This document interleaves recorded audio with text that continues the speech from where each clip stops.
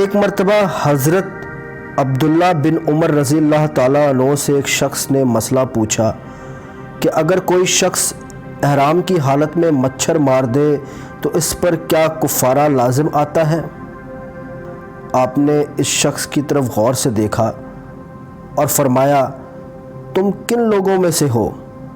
اس نے کہا، اہل عراق میں سے۔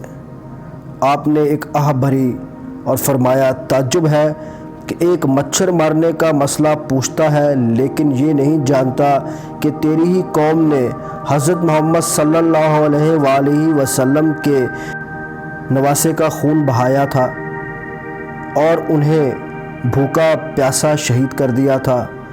مجھے اللہ کی قسم، میں نے رسول کریم حضرت محمد صلی اللہ علیہ وآلہ وسلم کو یہ فرماتے ہوئے سنا کہ حسن حسین علیہ السلام میرے پھول ہیں۔